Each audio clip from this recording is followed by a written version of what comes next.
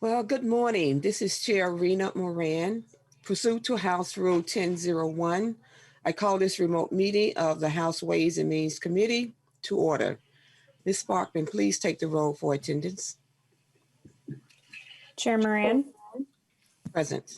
Moran, present. Vice Chair Olson. Present. Olson, present. Representative Garofalo.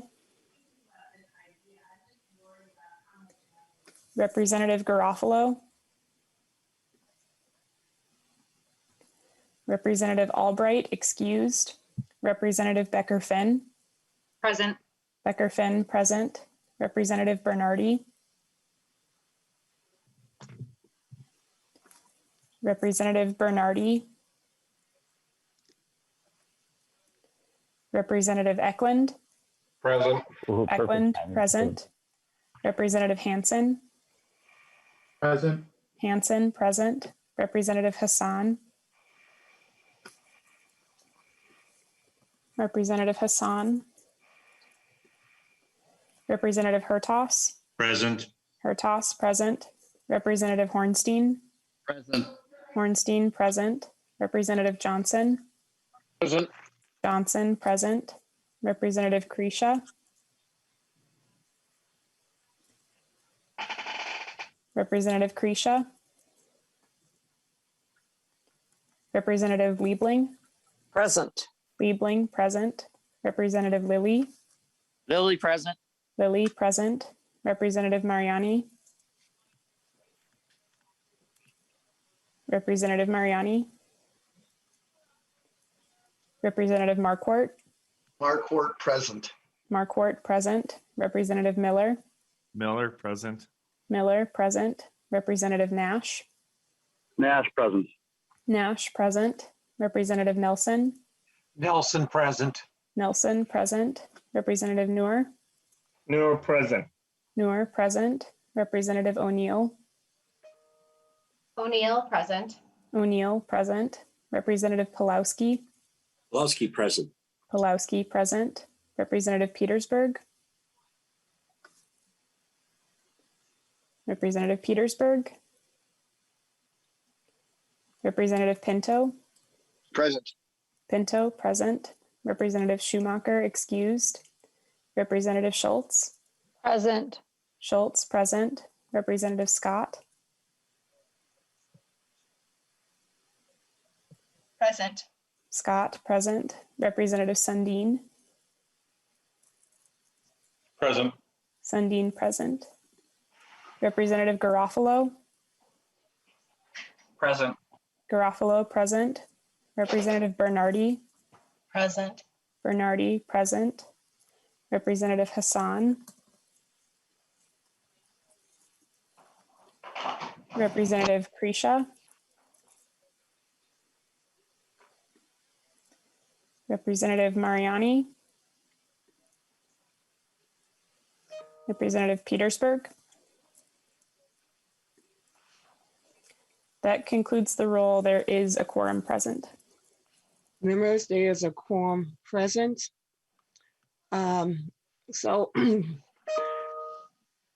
Members, because of a potential error in today's minutes that was brought to my attention, we will not be approving the meeting minutes from yesterday today.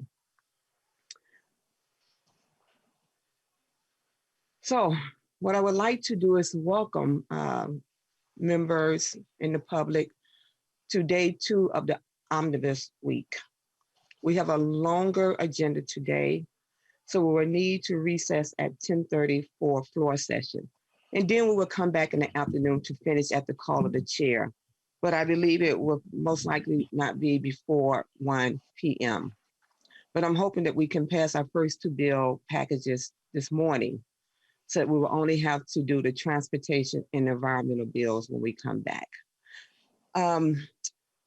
Members, on a side note that I just feel compelled to speak to you about this morning, some people would say that, the legislature lives in this bubble and that we are not often, sometimes not connected to the real world and some of the things that is going on around us. I would say that we are a legislature that cares about people, businesses, community, and what is going on around the world. And so I just want to take a few minutes just to talk about Dante Wright, who is the young 20-year-old man who was killed by a police officer. And I want to share that because I am filled with a lot of emotions. And there are many of us who feel these emotions and feel trauma and feel a sense that this needs to stop, right? That unarmed Black men who are stopped in traffic or stopped by police, we have to have a process where this does not happen. And I share that because most of my sharing comes from my place of being a mother. And I share it because my son called me last night about 7 o'clock. It was 7:05.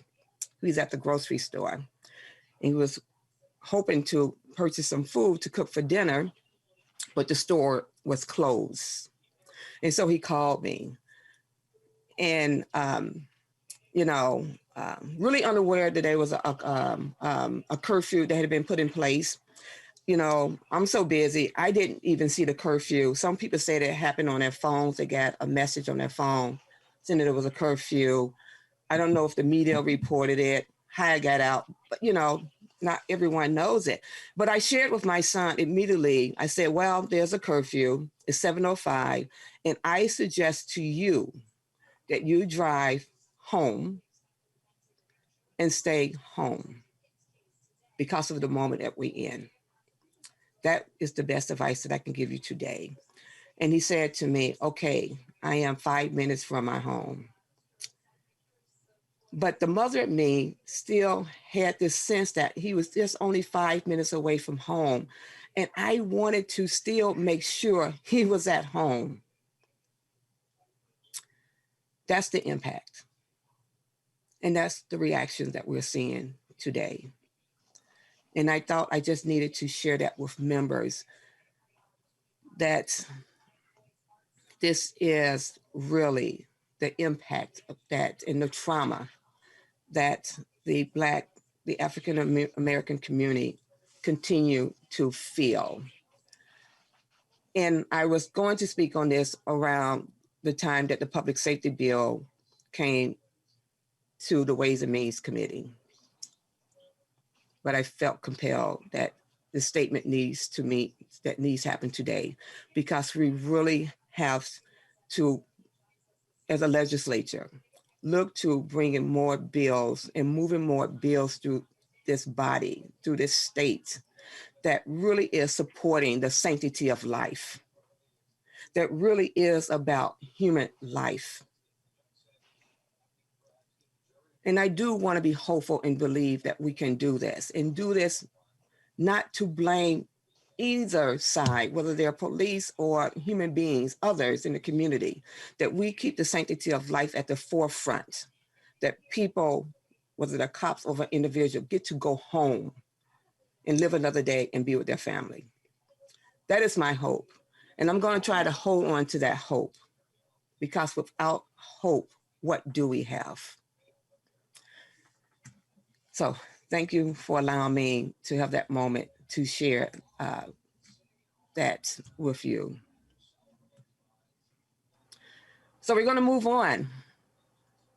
And today we're going to be merging the first two bills on our agenda to form our Jobs and Economic Development Omnibus Bill. We are using House File 1342 as the vehicle for this package, but we will start by reviewing House File 1670, the Labor and Industry Budget Bill, which will be laid over after discussion. Chair Ecklund, please move your bill before the committee and tell us about your budget, and then we will come back to your author's amendment after your presentation.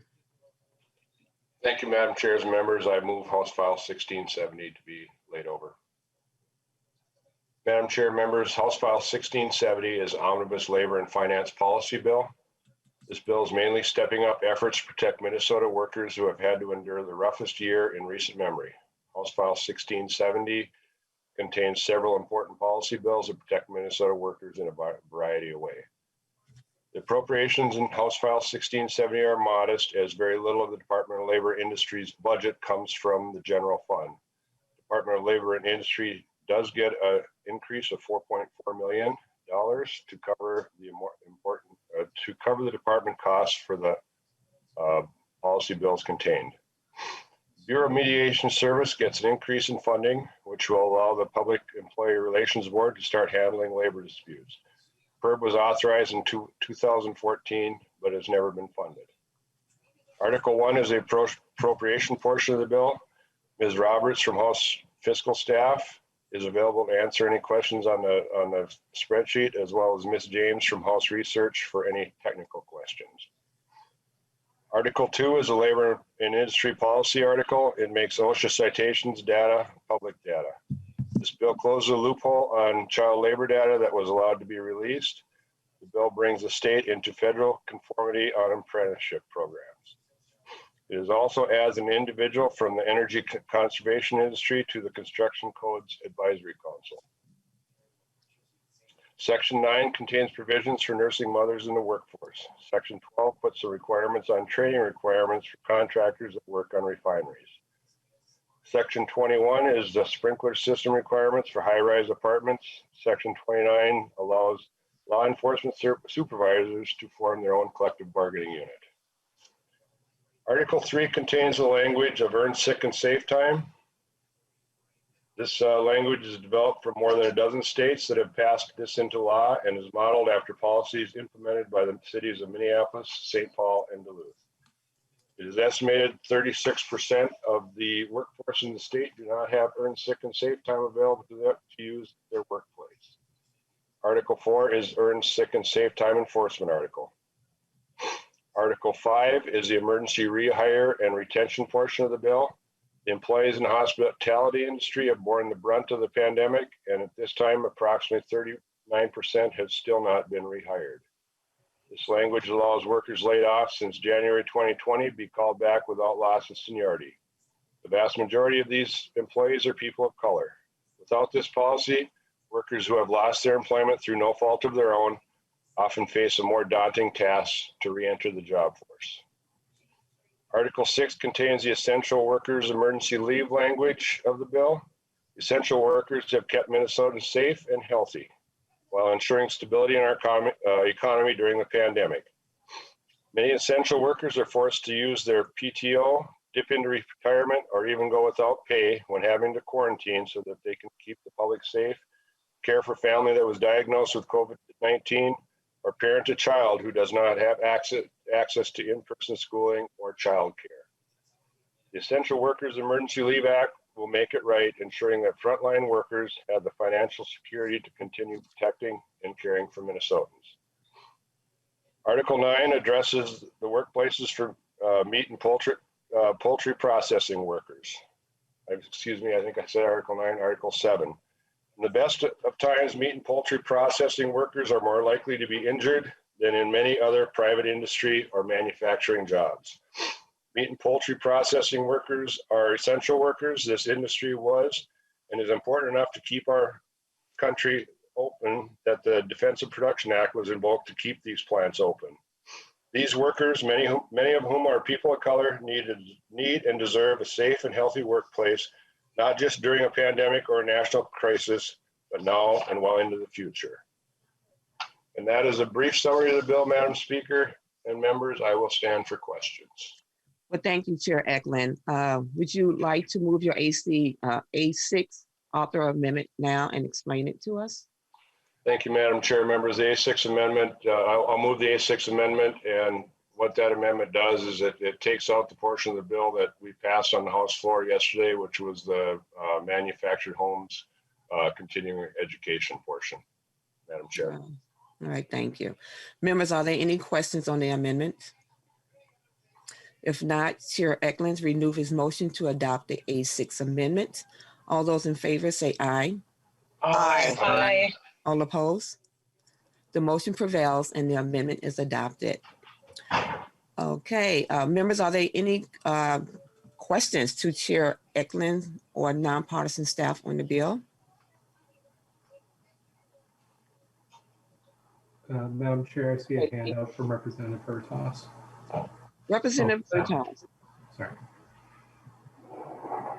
Thank you, Madam Chair. And I don't have a comment about the bill at this moment, but I did want to comment, and many of us had our hand up during your opening statement, your opening comment. I want to thank you for your heartfelt words and concerns about the incident that occurred in Brooklyn Center. But I also want you to know and understand that our concerns for the safety of our children transcends color. It applies to all of us. And I, as a young person, had my own encounters with law enforcement. And when my son reached an age of 20 and seeing some of the behaviors in him similar to my own, I reminded him of the importance of following lawful orders if you are pulled over by police, because I learned how quickly things can escalate. And I just wanted you to be aware that this is not unique to people of color, and that all of us have concerns for the safety of our children. And I can't stress enough the importance of young men, young males, including my own, that I had to have very serious, heartfelt conversations, particularly when being pulled over for routine traffic stops, to be compliant and follow directions and just move on. You can take it further after the fact, but thank you, Madam. Representative Nash. Thank you, Madam Chair. I was wondering if I could ask Chair Ecklund a question about one of the provisions in his bill.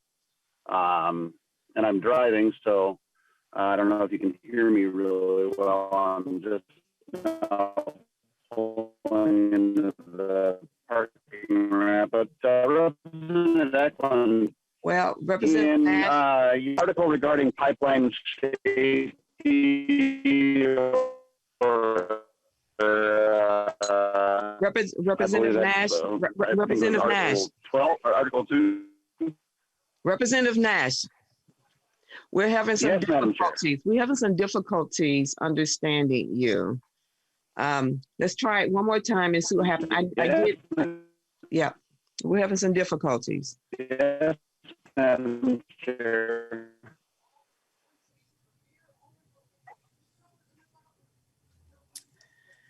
Okay, we're gonna try to come back to Representative. Madam Chair. Representative Nash. Can you hear me now? Well, I heard that. We're going to try one more time. Otherwise, we're going to have to move on and try to come back when you get to a place that we're able to get some clarity in what you're trying to share with us.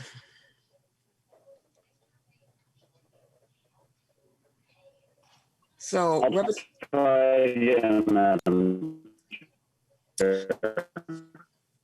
So Representative Nash, we cannot understand you. So I'm going to have to move on. Okay. I'm sorry, but you're not coming through clear. So we're going to move on right now to Representative Garofalo. Thank you, Madam Chair. First of all, can you hear me okay? I can hear you just perfectly. Okay.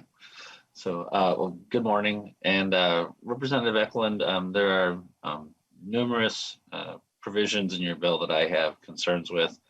I'm not going to spend a lot of time on them because I think we understand this is the time in session where sometimes bills are just proposed to demonstrate some people's support for them, but we recognize that there's little to no chance of those provisions becoming law. So when it comes to the state of the Unemployment Insurance Trust Fund, can you elaborate on what the current status of the Unemployment Insurance Trust Fund is in terms of its deficit and what the extra costs are that are being imposed in this bill? Chair Ecklund. Thank you, Madam Chair. Thank you, Representative Garofalo. I believe that the Unemployment Insurance Trust Fund will be covered in the next bill with Chair Noor. I don't have the UI Trust Fund under my purview. Oh, well, that certainly makes our conversation less interesting then, doesn't it? Madam Chair, I'm sorry, I lose track of when bills are merged together. So so the Noor provisions are going to be merged later in, Madam Chair, is that correct? Yes, correct. Okay, thank you. And Madam Chair, Representative Ecklund, I think, I don't know if Representative Nash is back on yet or not, but I believe what I heard him asking questions about were the requirements for the Listlegard bill that was, it's House File 984, where the situation down in like the oil refineries and requiring apprenticeship level training. I believe that's what I heard him asking about. And maybe Representative Nash is back now in a little more of a. Can you hear me now? Yeah, we can hear you now. So, Madam Chair, I'll defer my questions to Representative Nash. All I want to say to you, Representative Garofalo, is that you have an excellent ear if you understood what he was saying. That is like incredible, but I appreciate that. Representative Nash. Well, thank you, Madam Chair and members. Sorry for the interruption there.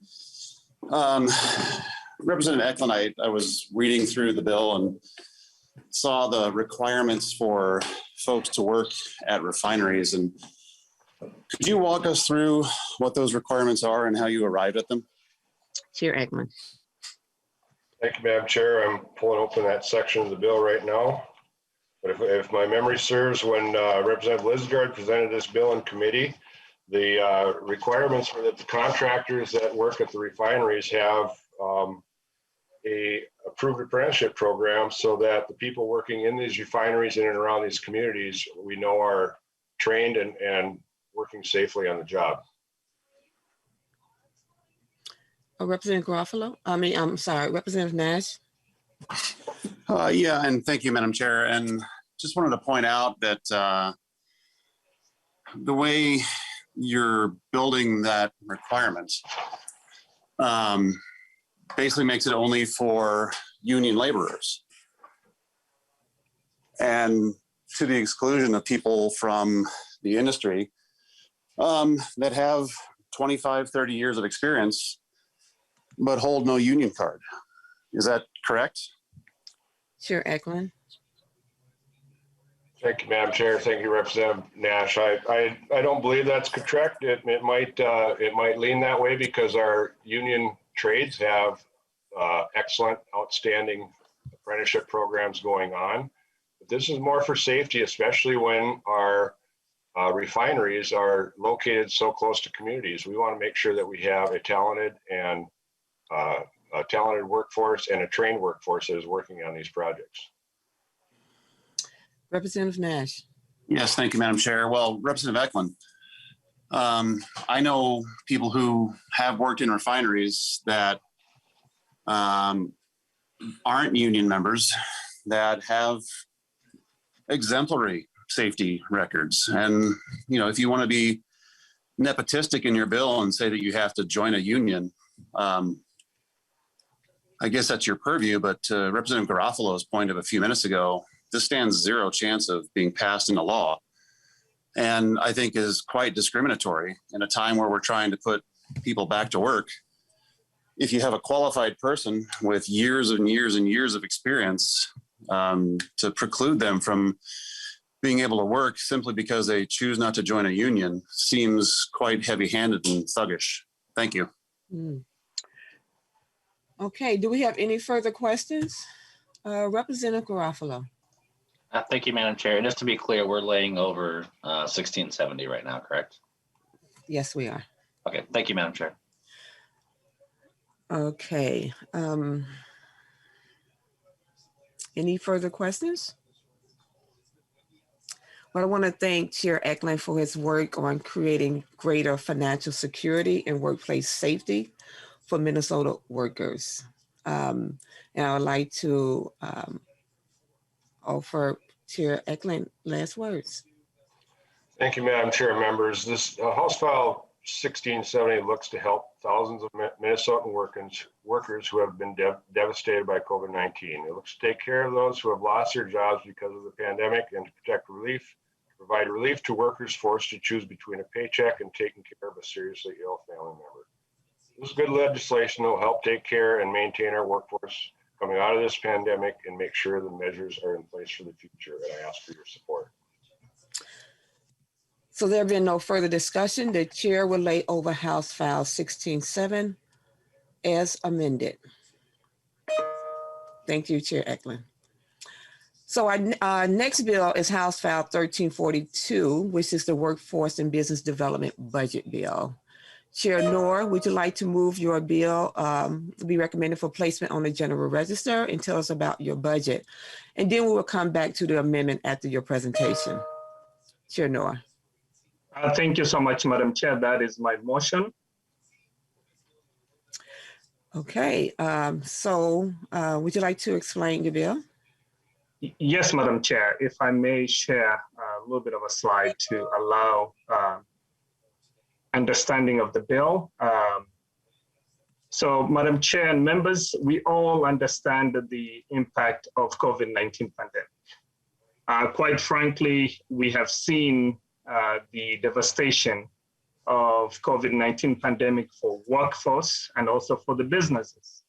This is not a moment for us to step back. We need to help businesses.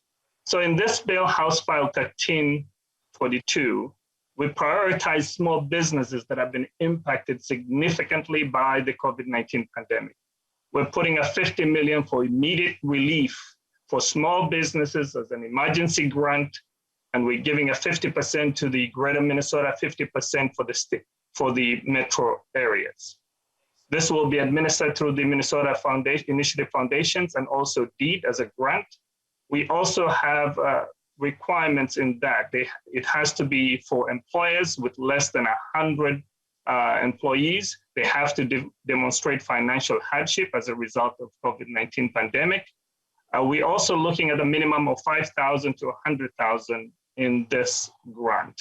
So this is an immediate grant, and we're setting aside 10 million out of the total based on the numbers for smaller business with less than 6 employees, and another 10 million for minority businesses, which also includes a 3 million on top of that. For the rest of the bill, Madam Chair and members, to go through the 2022-23 budget, you can see we're using general funds, remediation funds, workforce development funds, and paid family medical leave fund. In total, what we're trying to do when it comes to the businesses, I will highlight few sections, especially the small business development centers, which we have throughout the region. They provide a significant support for businesses that have been impacted by COVID-19. There's an additional 500,000 to their budget. We also have a small business support of $3 million for those who are underserved financially and economically, who are facing hardships. We're providing that additional support. And in this bill, we're making a significant investment in childcare business development. Let me put it this way. This is one of the highest amount that we're putting forward to support businesses in childcare who are in underserved areas, where we're putting a priority because many of the employers have told us that they need childcare for them to succeed. And this amount, more than $7 million in this bill, goes to Greater Minnesota to support the childcare business development. Not the programming, but more on the business development so that we can allow many women who have been left out, including during this COVID-19. We also have Launch Minnesota, which is a unique program that provides technology innovation, which I call them the basement innovators who are given the chance to succeed. We also have the community business development for close to $2.3 million to support the businesses as a grant program. And also we established a micro enterprise, a new program for those who are making less than 80% area median income to be supported through the state business development. We also moved the labor market information to this bucket so that we can provide real-time statistics on what's happening on the ground. Madam Chair, we are making a significant change to the Workforce Development Fund. We are staying within the framework of the intention for the Workforce Development Fund. As you can see from this slide, the total receipt on this program will be divided into 4 sections. The first one is up to 65% goes to 3 competitive grant program, which includes eliminating employment barriers. We're creating a new innovative grant solutions. We're also establishing a review council whereby the community will be involved.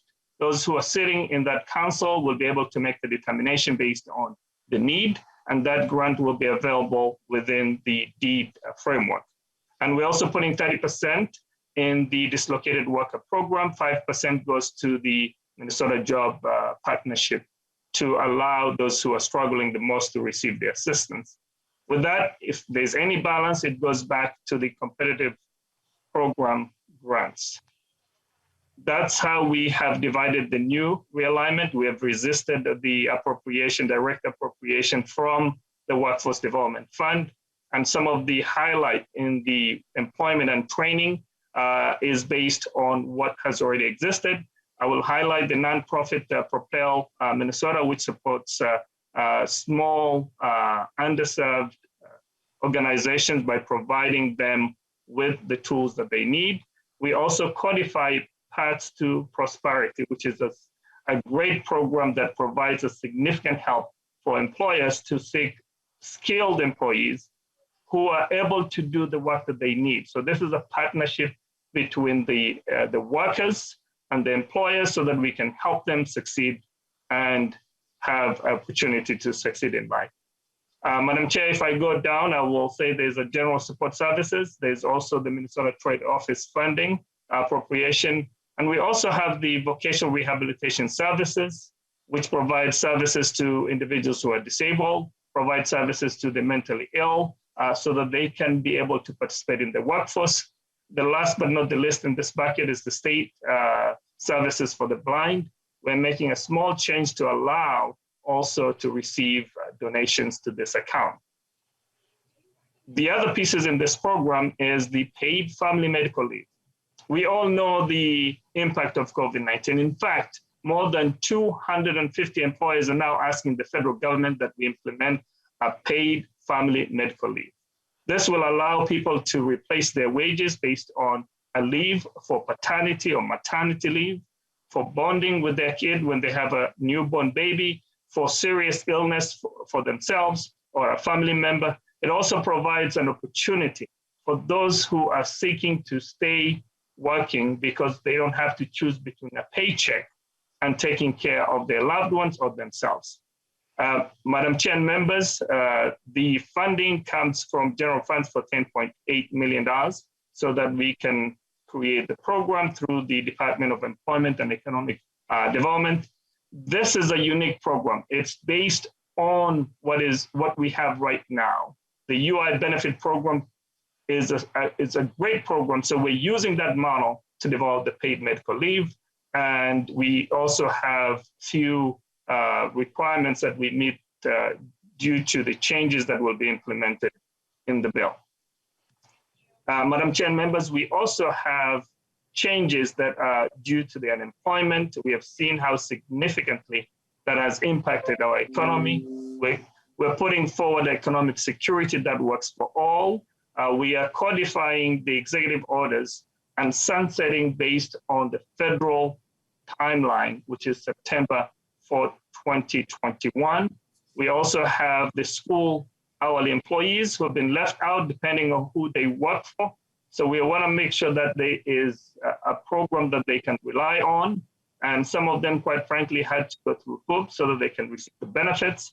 We're also taking care of the high school students who have been left out from the UI program. We're also extending the appeal timeline from 20 to 60 days for both the workers and also the employers. We're also putting an end to the Social Security offset, whereby we're one of the only states that allows that to continue, whereby if you're receiving Social Security, that will impact the payments that we receive from the UI benefits. With that, Madam Chair, that's the end of my presentation.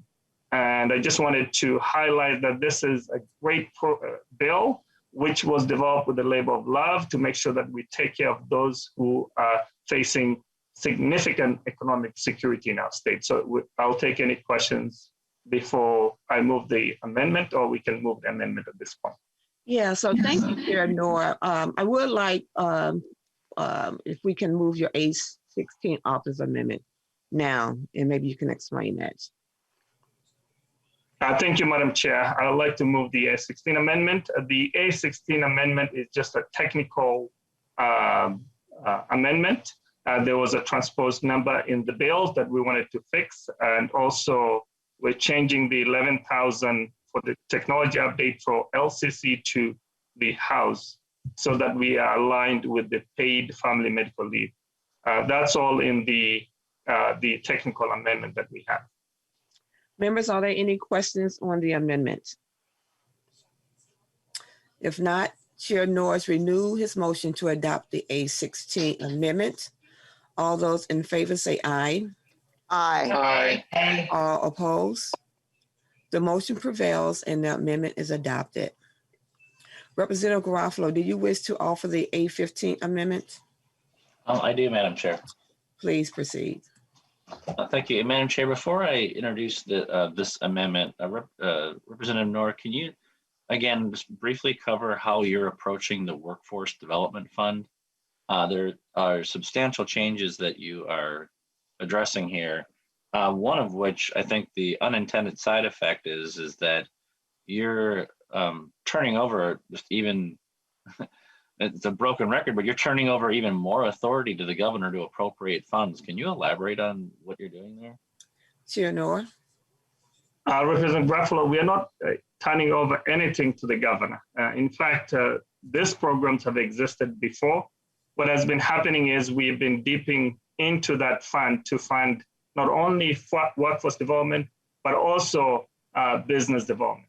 So our intent, we resisted the use of that fund. In fact, we've got $60 million request from organizations who are doing an amazing job. In fact, because of that challenge, we created a realignment process that meets the needs for Minnesotans. In the competitive grant is going to allow organizations that have been left out to participate in the process because there will be significant amount of resources. The dislocated worker program for the state will receive their portion for up to 30%, which is close to the amount they've been using over the years. So this is not a significant change other than putting a realignment to make sure that we take care of those who need the most. Otherwise, we can spend this entire fund and continue to see the challenges that we face with so many people who are unemployed right now due to the pandemic. And quite frankly, this is a unique program for the state of Minnesota. We have a federal dislocated worker program through the Workforce Innovation Opportunity Act, and many of the states don't have similar programs that we do. So we're in a place that we can shape the future for those who are struggling today. But Madam Chair and Representative Noor, I appreciate the way that you are describing it, but what you're doing is you're taking a process by which the legislature is able to weigh in and identify specific items that are priorities, and you're turning those over to non-legislators. Is that a fair way to describe it? Chair Noor. Representative Garofalo, I think if you read the bill into the details of how we have set it up, we are targeting those who need the most. And by doing a direct appropriation, there'll be nothing left in that bucket. And we will end up being the same place that we don't want to be every single year. Particularly with the council that we created, we'll make sure that the funding continues. If you look at the way that the program is done right now, we don't have a control. when we set the dislocated worker program, the boards that exist will be using that funding without any legislative involvement. That's why we made sure that we do put some guardrails to support workers who are struggling today. Right, but Madam Chair and Representative Noor, so first of all, I have read your bill, so I don't need to be told to read the bill. Second of all, what I'm highlighting here is that the costs of your bill are paid for with a higher target that's not going to take place. The Senate will be, as they usually do, we're taking an aggressive view of appropriating from the Workforce Development Fund. And regardless of how that shakes out, the net effect of your bill is that you are turning over appropriations authority to a non-legislative entity. Now, I don't know if that's your intent or if that's an accident, but that is what you are doing, is you are taking the legislature, receding from the process, and then empowering other people outside the legislature to make decisions. Is that your intended effect or not? Chair Noor. Madam Chair, Representative Graffalo, no. If you have gone through that bill, you will see that we're putting 65% of the Workforce Development Fund in competitive grant, especially in 3 buckets. Some of those programs have pre-existed, meaning P2P, which is Pathway to Prosperity program. We know its impact. We're creating a unique program that eliminates employment barriers. We legislators cannot do that work. In fact, if we start dipping deep into that fund, we end up creating more unemployment. So we are designating that funding to address the significant barriers in employment. At the same time, we're creating a unique program, which is innovative, whereby we're telling organizations or entities who can bring innovation by telling them we'll do pay for performance. When you show us what you will deliver, based on that result, you will receive your funding. So this is unique because we're encouraging people to become more innovative, to spend their own resources before they even take a deep into the appropriation. So this is a great way of addressing the significant employment barriers that we face. I don't know if you saw the last week's release of the labor statistics. While so many individuals are doing great in terms of the economy, there's so many individuals who have been left out, especially for BIPOC individuals and women who are struggling with the unemployment rate in this state and also throughout the country. Well, Madam Chair, I will say that the author has a unique way of answering questions that I'm not asking.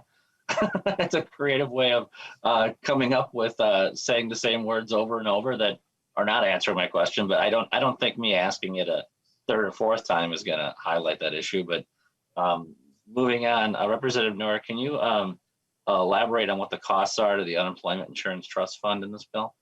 Chair Noor. Thank you, Madam Chair and members.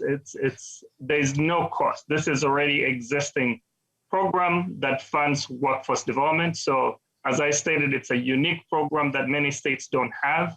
So this is automatically deposited into that workforce development fund. All we're doing is making sure that we prioritize those who need the most. Madam Chair, Representative Noor, I didn't say the Workforce Development Fund. I said the Unemployment Insurance Trust Fund. What are the costs to the Unemployment Insurance Trust Fund?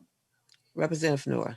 Madam Chair, as I stated, this does not have any impact because it's attached to the Unemployment Workforce Fund. It's existing process. This is funded through the Unemployment Trust Fund directly. It's a portion of that is attached to this. So it funds the Workforce Development Fund. If you saw the slide, it's 0.1% of that taxable wage goes into the Workforce Development Fund. Madam Chair, Representative Noor, I'm not talking about the Workforce Development Fund. That's not what I'm bringing up. I'm talking about the Unemployment Insurance Trust Fund. There's changes in your bill that change the Unemployment Insurance Trust Fund. I'm familiar with the Workforce Development Fund. The Unemployment Insurance Trust Fund, what is the cost to that fund? Sure.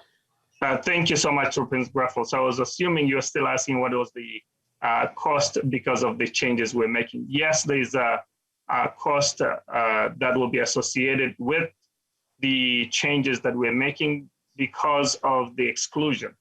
We're excluding individuals who are paying into the trust fund. If high school students are allowed to participate in the workforce, then they should be eligible based on the criteria established for the unemployment benefit. But right now we are excluding them based on 1939 law, which prohibits the payment to students. In fact, if you are following throughout that process, the Court of Appeals had determined that the students were eligible because we even denied them the pandemic unemployment benefits, which they are now receiving. So we have to take the appropriate action to support young individuals, not only that they are dependent on that resources, some of them, their families are dependent on the unemployment benefit that they could have received. Representative Madam Chair, Garofalo. Madam Chair, Representative Noor, what is the cost? If you look at this spreadsheet, we do have $40 million in the workforce trust fund impact for that. So if you look through that process, you will see that impact included in the spreadsheet. Okay, Representative Noor, this is the Representative third time Garofalo. you keep representing, you keep talking about the workforce fund. I'm not talking about the workforce fund. I'm talking about the unemployment insurance trust fund. Correct. Madam Chair, Chair Noor. as I stated, the unemployment trust fund impact because of the changes we're making, if you look at the spreadsheet, there's $40 million impact. Okay, and thank you. And Madam Chair and Representative Garofalo. Noor, the unemployment insurance trust fund currently has a deficit of 1.3 billion. Is that correct? Chair Noor. Madam Chair, Representative Graffel, that is correct. Okay, and Representative Representative Noor, Garofalo. how this extra 41, I show 41.7 million. How is that going to be paid for? Is that just going to be added to the deficit? Chair Noor. Madam Chair and members, as I stated, we are excluding individuals who are paying into that trust fund today. By excluding them, we're not doing favors for anybody.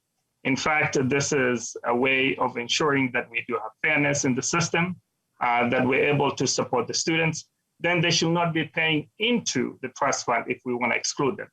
And also for the Social Security offset, we know that for many individuals who are relying on receiving a UI benefit, especially during the COVID-19 pandemic, should not be excluded just because simply we decided not to provide that assistance. And we are one of the only states in the country who are excluding individuals receiving Social Security benefits. With that, I think this will add up to the what we see right now. But we will wait until August when the benefits for the pandemic and employment ends. With this, the balance that we have right now, that is at 0% from the federal government. There's no interest paid into that. And I'm hopeful because the uniqueness of the unemployment benefit is when we do have an economic boom, that funding will grow. When we do have hardships, economic hardships, that's when we utilize the program. That's how it was designed to work, and it's working as it was designed at this moment. Madam Chair. One moment. So for the purpose of the now, Representative Garofalo, I did call on you to offer your A15 amendment. And at this moment, I would like for us to move that A15 amendment, and we can come back to the questioning once we I can do that. I can do that, but Madam Chair, I have a concern. I like Representative Noor. I get along with them well, but I am starting to think that perhaps I have some sort of strange filter on my computer today, so that the questions I'm asking, the words are being translated into different words and sent to Representative Noor's computer, and then he is responding by answering different questions that I'm not asking. I like Representative Noor, okay? But just, good Lord, just answer my question when I ask it. If you don't know the answer, defer to staff. I just wanted to know if that money in the UI Trust Fund, if that's being added to the deficit, who's gonna pay for it? I don't need to hear about the benefits of the advocacy for it, but Madam Chair, we'll come back to that later, and We'll Okay. discuss that. So Madam Chair, you want, at this time, you want me to move the A15? Yes. Correct? Yep. Okay, so Madam Chair, I will move the A15 amendment. And Madam Chair, the reason why I brought up the Workforce Development Fund is that this amendment would be funded through the Workforce Development Fund. I think we're all aware of the enormous pressure that is taking place in our hospitality industry right now, specifically with small businesses. That the chains, the big business chains, they're doing just fine, right? They've just like big government and big business have never been more flush. They got more money laying around. But what this is just a $250,000 grant. What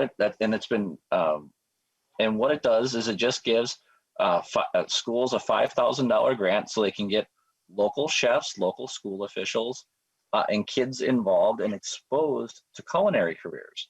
So whether that's in school kitchens, local restaurants, this is something that is it's very popular in our communities. It takes a collaborative approach. This is based off of Representative Baker's House File 1324. It's got strong bipartisan support.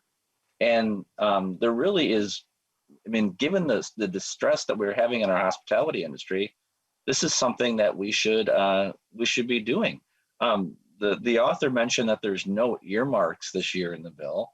And that's just not true. That's not accurate.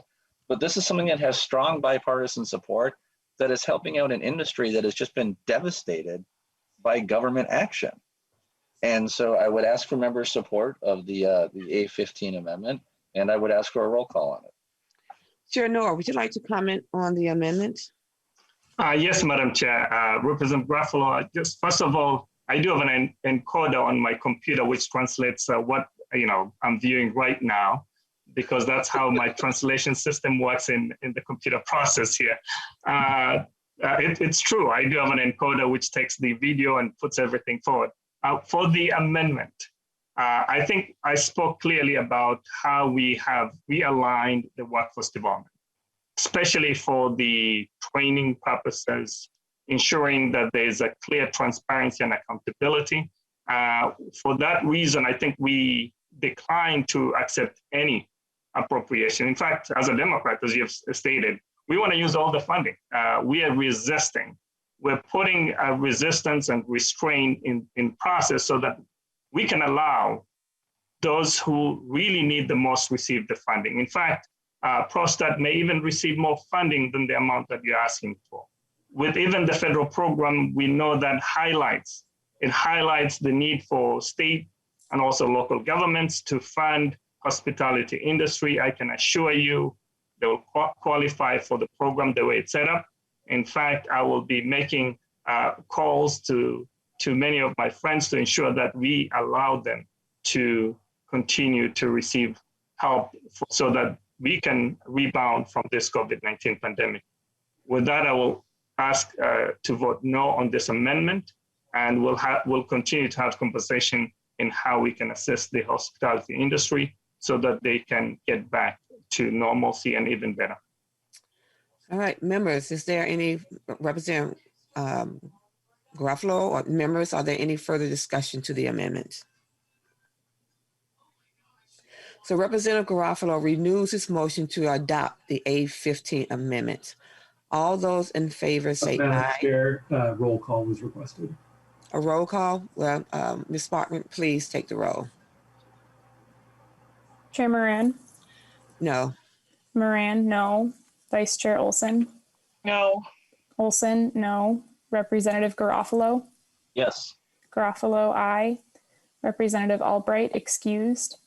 Representative Becker-Finn? No. Becker-Finn, no. Representative Bernardi? No. Bernardi, no. Representative Ecklund? No. Ecklund, no. Representative Hansen? No. Hansen, no. Representative Hassan?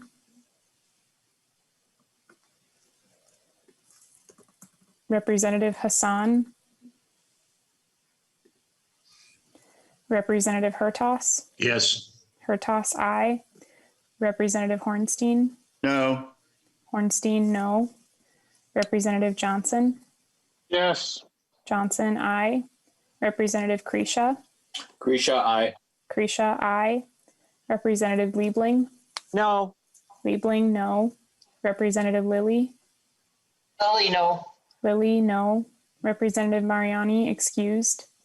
Representative Marquardt. Markwart, no. Marquardt, no. Representative Miller. Miller, yes. Miller, I. Representative Nash. Nash, aye.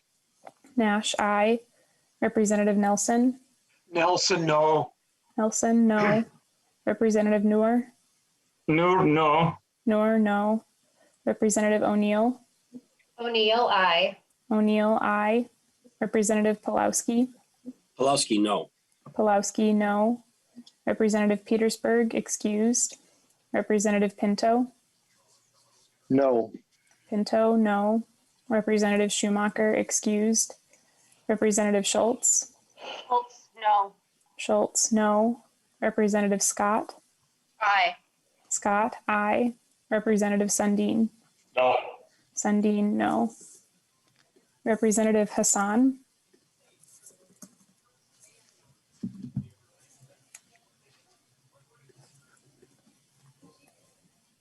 Eight ayes and 16 nays. There have been 8 ayes and 16 nays. The motion does not prevail. To the bill. I see we have a few persons who have questions on the bill. Representative Scott.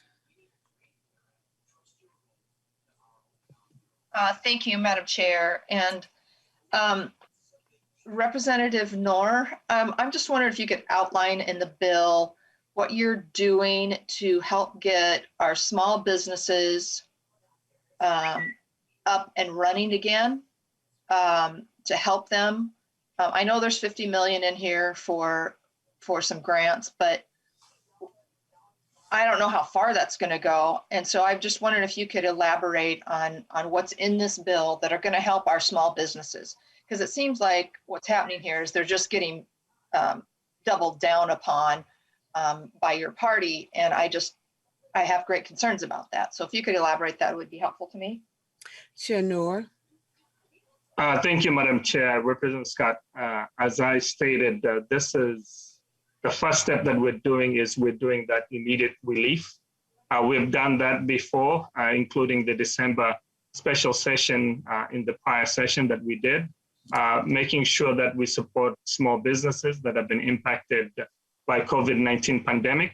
And if you look through the process, when I mentioned that we're increasing the technical assistance for businesses to start applying for some of the federal grant programs, by encouraging the SBDCs to provide more assistance.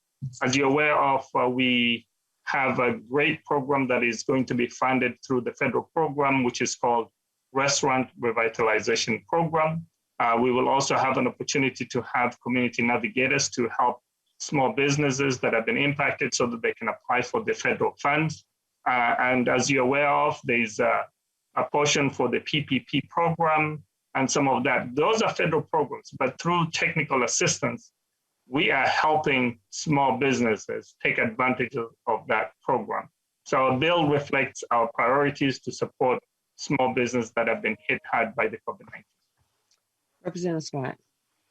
Thank you, Madam Chair. And I appreciate your explanation there. I see, to me, this bill is out of balance. You're doing a lot for the employees, but you're doing disproportionately a less amount for the employers who are struggling. And of course, not only in the previous bill are you doubling down on the pain that you're causing them by these mandates of paid leave and other issues that were in that bill, you just keep lowering the hammer on these small businesses. And one of the best things that we can do to help these folks is forgiveness of the PPP loans, which your caucus refuses to do. And I know maybe your intentions are well placed, but it seems, and even in this very practical amendment that Representative Garofalo brought, to help out the hospitality industry. I mean, those folks have been devastated. Hotels, motels, restaurants, event centers. This very practical amendment that was brought by Representative Garofalo, and you refused to take it. So I am very disappointed. I don't serve on this committee, but I'm just very disappointed about the imbalance in this bill of not helping the small businesses that have been so devastated by the shutdowns related to COVID-19. And I will end my comments there. Thank you, Madam Chair. Representative O'Neill. Thank you, Madam Chair. I really don't know where to start. I served on the Unemployment Insurance Advisory Council for quite some time. I carried the unemployment insurance bills. I know the staff there, and they are excellent. I know that they are completely underwater, and they can't even come up with an accurate number as to the impact of your bill, Representative Noor. So I don't even know where to start. It probably is not 41 million, in all honesty, and you know that as well, because they are completely and utterly overwhelmed with the work that they're trying to do, and they just frankly don't have time to calculate the cost of your bill, Representative Noor. I just had a long conversation with the chair in the Senate this morning about this bill, the impact of this bill, and he and I started calculating many of these things. In fact, Representative Noor, I don't know if you've even looked at this, but the amount of money that the trust fund pays out, if you look at the past decade, starting in 2010, that year it was $1.3 billion paid out in unemployment insurance benefits. Now it tailed off until we hit this crisis. And just before this crisis hit, it was $784 million paid out. And right now, just as Representative Garofalo said, it's $1.3 billion in the hole. I don't know if you fully understand the impact of that on businesses. They are already suffering, and those that pay into this, some of them are on the edge, on the absolute edge of collapse and closure and bankruptcy. And then you talk about all the heavy-handedness that the administration has brought upon them. I won't even go into that because it's not relevant to this bill. But Representative Noor, it kind of is frustrating to me, honestly. I mean, I like you too, but Representative Noor, Representative Garofalo had to ask you questions multiple times, and I don't know what was going on there, but I could have answered those in just mere seconds. And I don't even serve on that committee anymore. I did for many years. In fact, I served under Representative Garofalo. But Representative Noor, my question after all of that, I didn't need your answer because I already knew the answer. But my question to you and to Representative Ecklund, once we combine these bills, have you done an analysis of how many businesses are going to close if this actually became law, which I thank God it probably is not. I know the Senate is not interested in nearly any of these provisions between the two bills. But Representative Noor, do you understand the intense impact on small businesses that you are literally putting them out of business between this bill and even worse, Representative Ecklund's bill that we just heard? I want to know, have the two of you sat down and done an analysis of how many businesses you are going to put out of business and how many business owners are going to be bankrupt if this actually became law? Representative Noor. Chair Noor.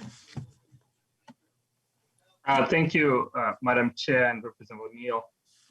We understand the struggles of small businesses. And as someone who has been supporting small businesses so that they can not only recover, but also to thrive, we understand those challenges. If you are referencing the unemployment benefit, those challenges exist. That was the purpose for the program that was created. Fortunately, the federal program has been giving us on a 0% interest, so we don't pay any federal interest. The program, based on the focus, it's going to replenish itself. In fact, at the beginning of this session, we held employers harmless so that there is no increase due to the COVID-19 pandemic and employment. So we understand that. That was the reason why we did it at the beginning of the year. So we understand that there's a $1.3 billion deficit in that fund. We understand it's going to be resolved through the normal process that has existed before. So with the other programs that you're referring to, the paid family medical leave for the safe and sick time, we understand the impact of COVID-19. In fact, for the paid and family medical leave for a cup of coffee, $3 a week, you can provide assistance to those who need it. Many small businesses don't afford workplace benefits to their employees. So this is more about economic security. It's about ensuring people don't choose between a paycheck and going back to work. In fact, many of the employers will favor the program because it creates a good program that they can rely on, that it's portable. When you live from one employment to the other, you can still continue to utilize. That's how systems should work. We're one of the only few countries that doesn't have a nationwide workplace benefit like this one. In fact, we should have done it a long time ago. Representative O'Neill. Thank you, Madam Chair. Well, again, Representative Noor, you could have just said, no, we didn't analyze it. I'm just so disappointed this morning. I asked if you and Representative Ecklund, who are putting this bill together that have heavy-handed, harmful policies to small business owners, if you have done the calculation or if you've had any of the agencies do a calculation as to how many businesses you expect to go under. They are literally hanging on by a thread. We have lost nearly 40% of our hospitality industry, according to them. How many more are we going to lose if we actually enacted these policies into place? Because that's who you're hurting. You're hurting the ones that can't afford to do this benefit now. They are going to go under. And I'm asking you again for the second time, have you and Representative Ecklund gotten together and looked at this bill as a whole and what the fiscal impact will be on small businesses and thereby how many of them will close? You didn't answer that question. And I'm guessing that you're not going to answer it if I ask it a second time. So I will just leave it at that this is a heavy-handed approach to small businesses. If they could afford to do these things, they would already be doing these things because guess what? If they can offer those things, they are a marketing draw for new employees. And I can tell you this, there's businesses after businesses after businesses after businesses that are desperate for new employees and they can't find them. And maybe because some of them are still on unemployment or not interested in coming back to work. I have heard anecdotal stories all over the board about that. That's a comment and a concern for another day. But I'm not even going to ask the question because I don't think you're going to answer it this time either. And I'm disappointed in the conversation this morning. Thank you, Madam Chair. Okay, so it is 10:08. We need to take a vote by 10:30 to go to the House floor. Representative, and so we're going to do our best to ask a question and allow the chair to respond. It may not be the way that you want to hear it, but it's his response and his answer. And we're not going to keep going over the same question. Let's try not to do that. Let's try to be efficient with the last 20 minutes that we have. Representative Hurtas. Thank you, Madam Chair, and thank you, Representative Noor.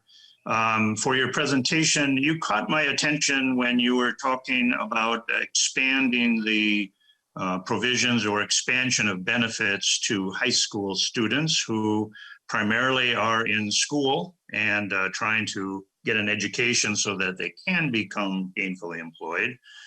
But as you know, the fund was considered quite liquid just pre-COVID. And now we're 1.3 billion in the hole. We've had a reversal in cash position in that fund of the UI Trust Fund of nearly 3 billion, if not more. I'd like to correct you in that there's no interest on the federal government debt that we owed and in borrowing. That's true right now, but that has not been the position of the federal government, and we do pay interest, and it will eventually kick in again where we will be accumulating interest on that. But to the point about the expansion of benefits to high school students, Representative Noor, you made reference to the payroll contributions that they're making. Do you have a cost of what this expanded benefit is going to cost in terms of anticipated claims for high school students and what their contributions are? Is that a net zero, or what are we talking about here? Chair Noor. Thank you so much, Madam Chair and Representative Hatos. I think the analysis that we're given from the department shows $41 million for the unemployment. And if you go through that process, in fact, some of the other pieces showed as zero. For example, changing the unemployment issues that I think will have led to more, it's almost zero. For the students, as I stated earlier, if they're old enough to be employed, they should be old enough to receive an employment benefit.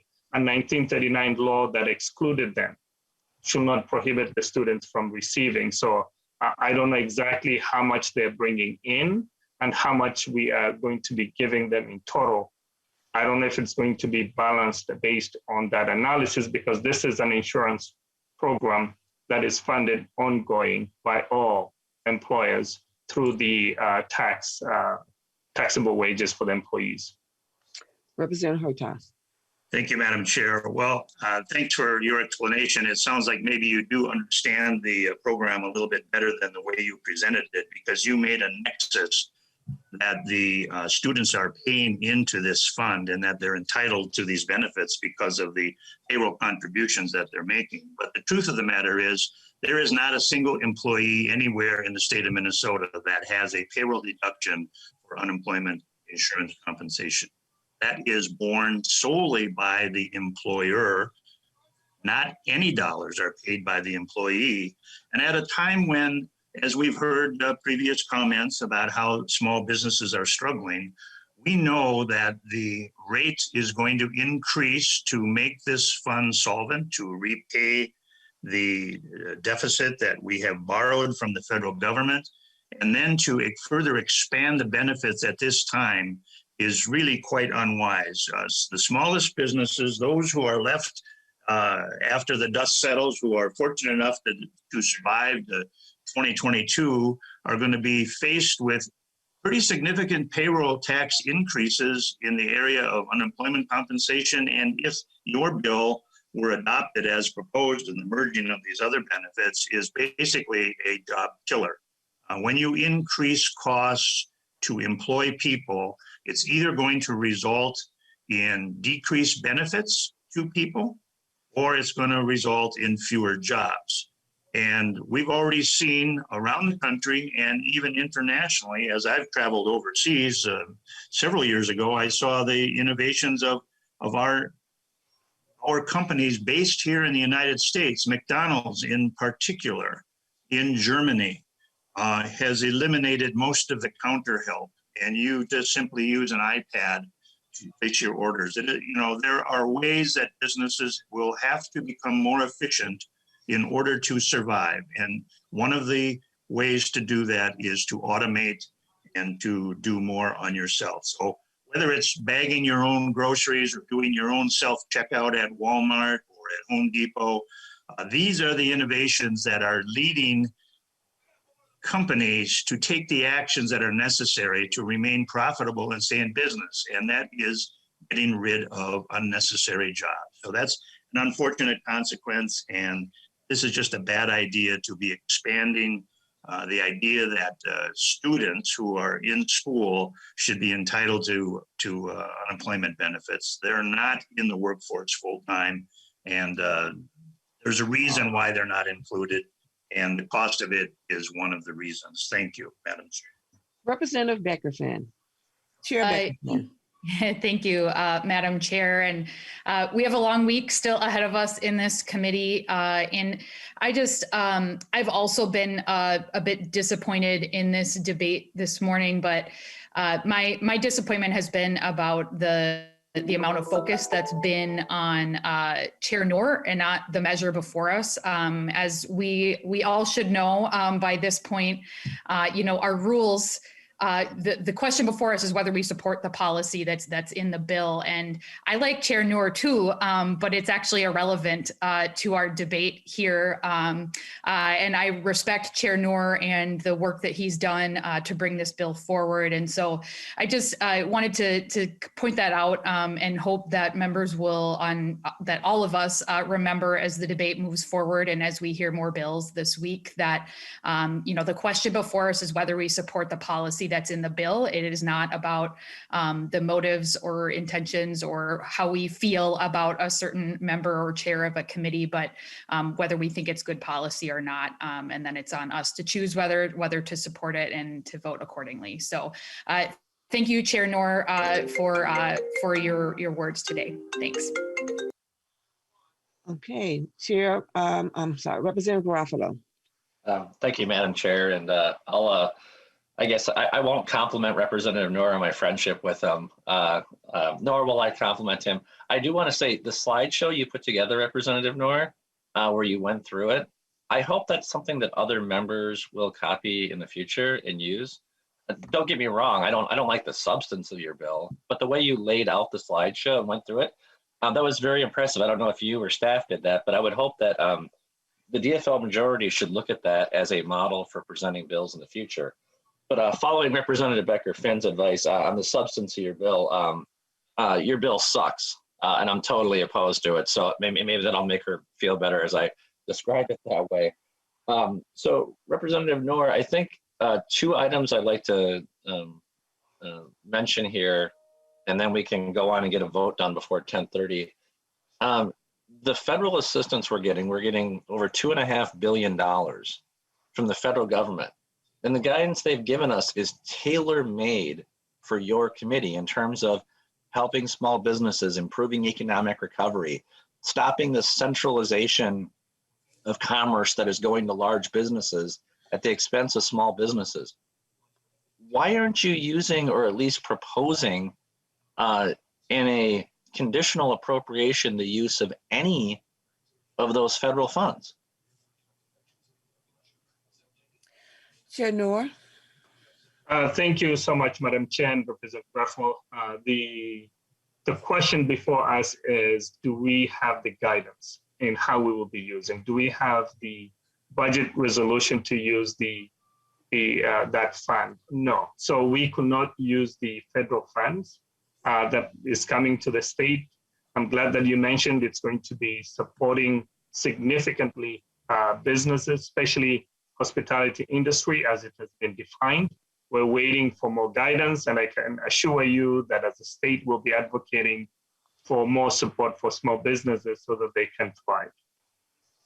Well, Madam Chair and Representative Noor, when you say the state, that means Governor Tim Walz.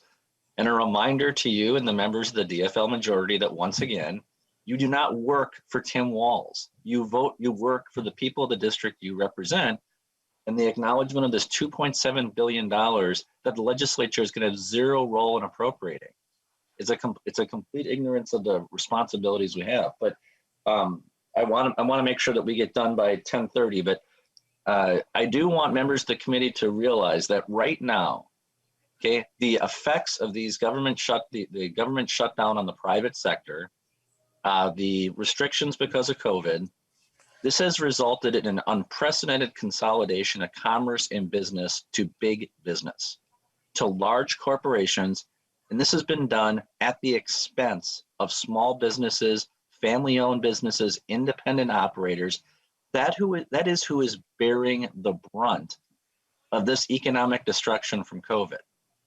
Is that these policies, which have been supported by Governor Walz and the DFL, are pushing more and more business to Amazon, Walmart, Target, and the Main Street businesses are the ones taking it in the shorts. And so at a time where we have unprecedented resources in the hands of the state government as a result of the federal stimulus package, as a result of a $1.5 billion budget surplus, at a time when the state of Minnesota has $2 billion sitting in the bank.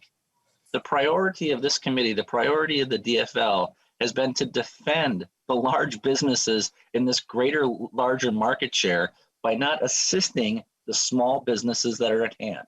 The individual proprietors, the family-owned businesses, they don't have the large cash stockpiles that corporate chains have to stay open. Target, Walmart, Amazon, they've never been worth more money than they are right now. Never. They've never been sitting on this much cash or had higher share values than they do at this exact moment. And the response of the DFL in Minnesota, in order to, at a time when they should be helping these small businesses get back on their feet and regain the market share they lost as a result of the COVID restrictions that were imposed on them, but not on big business, the response to them is to be a do-nothing majority, a do-nothing DFL. For those reasons and many others, I don't know how any member of the Republican side of the aisle can possibly support this bill. I'll be voting no. I can only hope that some reasonableness is attached to these bills when they go through the conference committee process, but I remain very, very pessimistic about that because it appears where we are heading is another leadership tribunal where 3 members are going to decide everything and things will be obeyed. So I'm going to vote no on this and ask members to do the same. Okay, with there being no further discussion on this bill, I see no other questions. I really do want to thank Chair Noor for his work in creating more of an economic opportunity for Minnesota's workforce and businesses. You know, I like you, Noor, and I like you, and I know just how smart, how dedicated you are, how hard you've worked to make sure that we are investing in small businesses, especially those with 100 employees of less. You know, the challenges that they have gone through over this last year through this pandemic. So I want to thank you for your dedication as chair of the Workforce and Economic Committee. And so with that, I would like to just allow you to have the last words. Thank you, Madam Chair and members. This is, as I stated at the beginning, this is a labor of love to ensure that we support small businesses that are struggling. In fact, our bill reflects that. All the support that we've done previously, it also includes support for workers. We cannot ignore the workforce of the state of Minnesota and have a thriving economic reality. So with also knowing that the K-shaped recovery has not helped the small businesses, it has helped, as Representative Ruffalo stated, the big businesses. We want big business, we want small businesses because small businesses are the economic engine for our state. Our workforce depend on us. This is a moment that we can step up and provide them workplace benefit that they can rely on. I know we can do that. In fact, with this COVID-19 pandemic, we have learned a lot.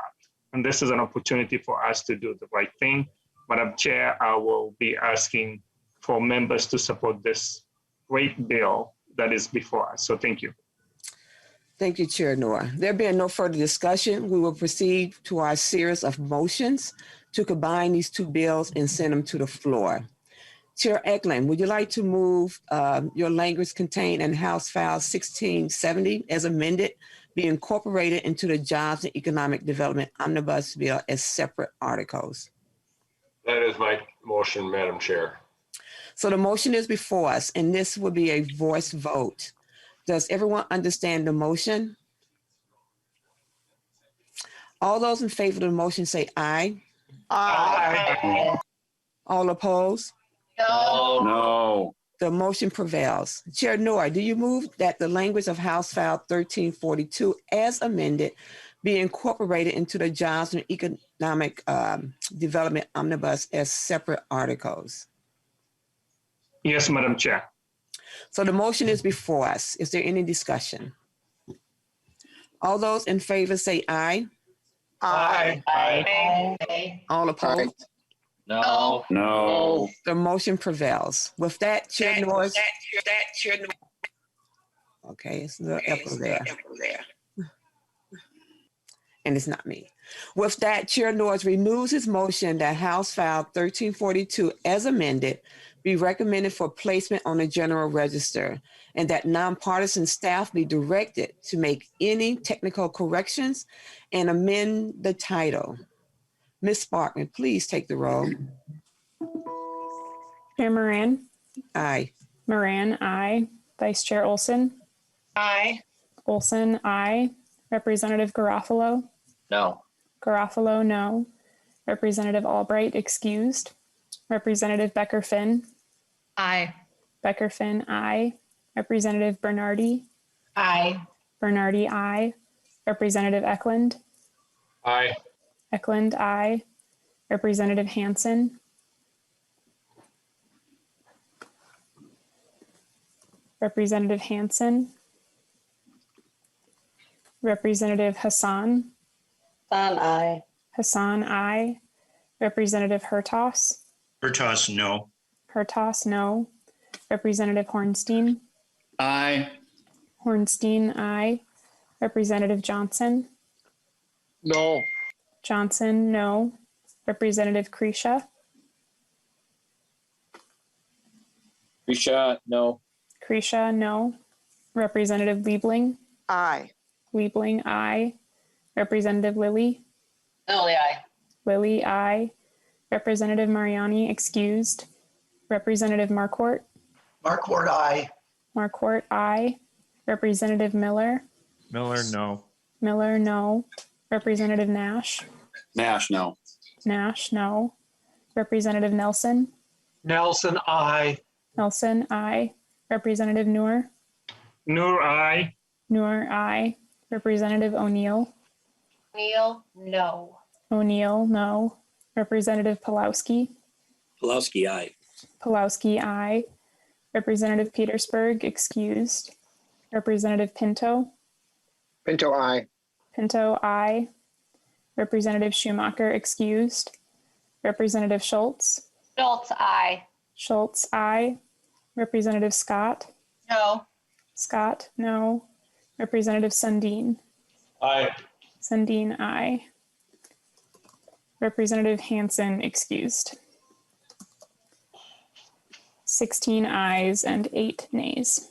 So there being 16 ayes and 8 nays, the motion prevails, and House File 1342 as amended is recommended for placement on the General Register, and nonpartisan staff are directed to make any technical corrections and amend the title. Thank you, Chair Ecklund and Chair Noor. It is 10:27. We'll be recessing and coming back at the call of the chair. And before we do that, I know Chair Liebling wanted to speak, and also see Chair Lilly hand up. Sorry, Chair Lilly. So let's try to do that in 1 minute each. Yes, We are thank you, done. Madam. Thank you so much, Madam Chair. And I just really wanted to, following on what Chair Becker-Finn had to say earlier, I have to say, I think I'm very glad she said that. I thought she was extremely diplomatic. And I want to say it a little bit less diplomatically. Honestly, members, I think that discussion, many of you, I would consider downright patronizing. And I thought that the tone of the debate, some of it, was downright offensive. And I just really want to caution us that this cannot be the way we go forward in this committee. We can have disagreements. We can disagree about the impact of our measures, but I hope that every member will think about the way they're conducting this discussion and not imply that other members don't know, are unaware of their own bills and so on. That is downright offensive. Thank you, Madam Chair. Representative Lilly. Thank you, Chair Moran. My comments were of similar nature. I just was a little shocked to hear a member say that someone's work, we all heard the word. I just hope that we can all treat each other, with respect. And I'm not against arguing and fighting for stuff that we all believe in, but words matter, and just try to treat each other, as best we can. I think it's be better for all of us. Thank you. Well, thank you, members. We will be in recess until the call of the chair.